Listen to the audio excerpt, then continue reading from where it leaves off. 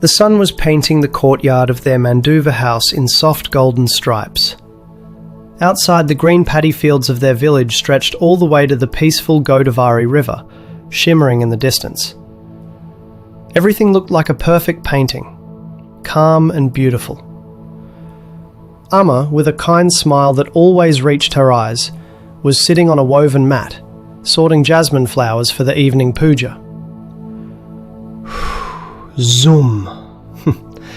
9-year-old Chinni burst onto the scene, skidding to a halt right in the middle of the clean courtyard, his feet scattering dust.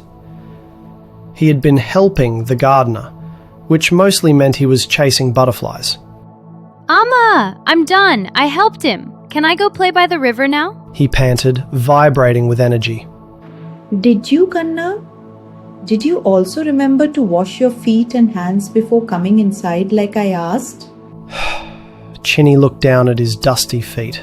Aw, Amma, why? My feet are just feet. They'll get dirty again. Why do we have to follow so many rules? Sit down when you eat, wash your feet, be quiet during puja.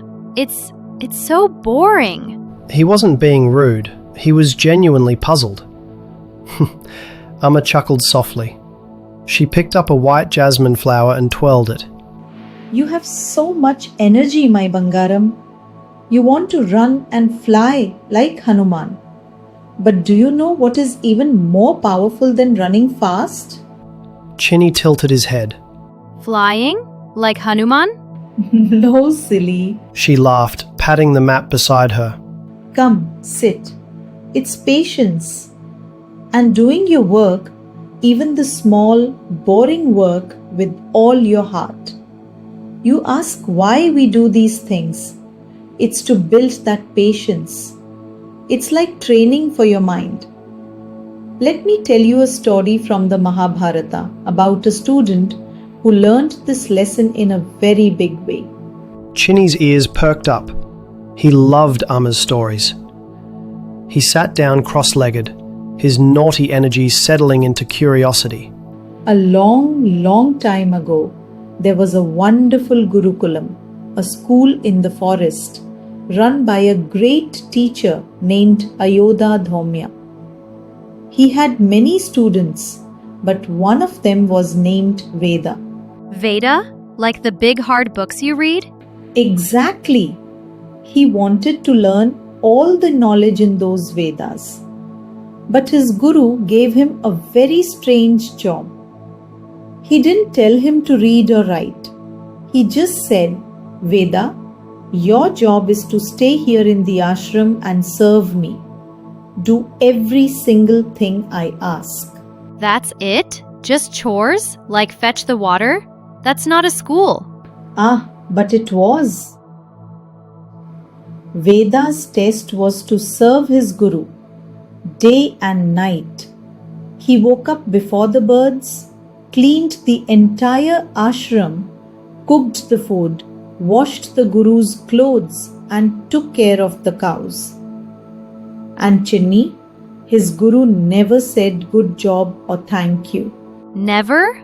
That's not very nice. If you never say good job to me, I feel sad. Veda didn't feel sad. He just trusted his guru. He kept working.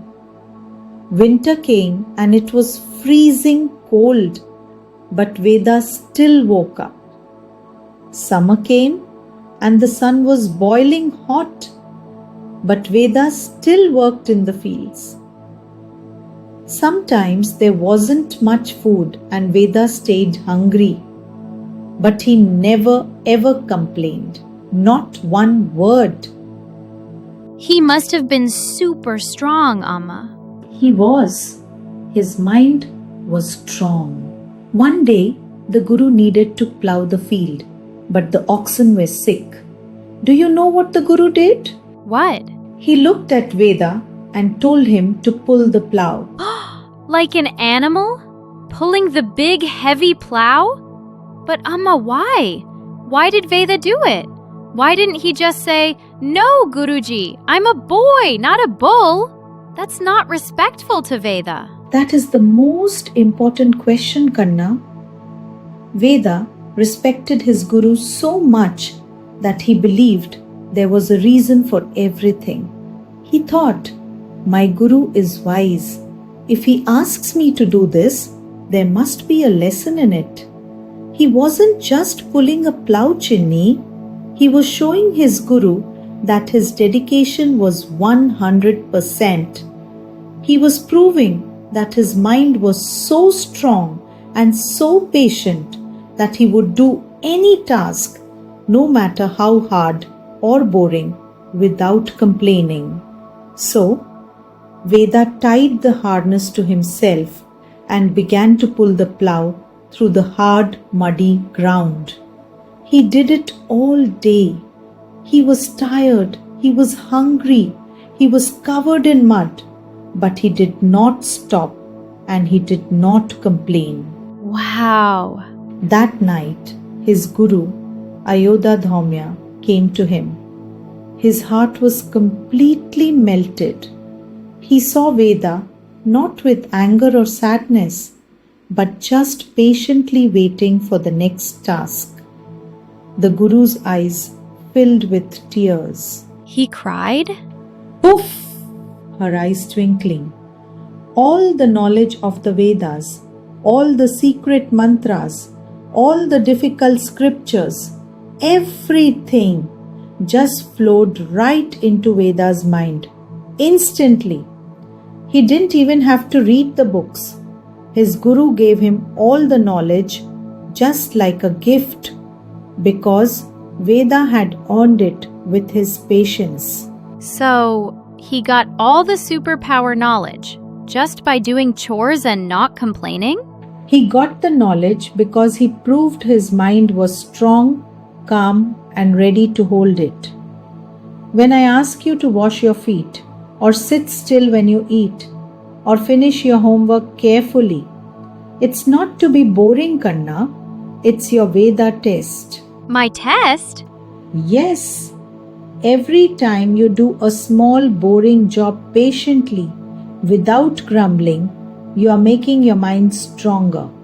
You are practicing. You are showing that you are ready for bigger and more wonderful things.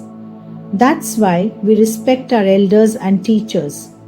We trust that their boring rules are actually secret lessons to make us strong, just like Guru Dharma made Veda strong. Chinni was very quiet for a full minute. The sounds of the village, a distant cowbell, the rustle of coconut leaves, filled the silence. He then stood up slowly. Where are you going? Chinni didn't answer. He walked purposefully to the tap in the courtyard. He scrubbed his feet until they were clean. He scrubbed his hands and his face. Then he walked back to Amma, his steps quiet and careful, and sat down next to her on the mat. He picked up a jasmine flower. Okay, Amma. I'll help you with the puja flowers. Amma's heart felt full enough to float. She pulled him into a warm hug, kissing the top of his head. That's my good boy. That's my wise Veda. Would you like to hear another story from the Mahabharata? Perhaps about the strength of friendship or the courage of a great warrior?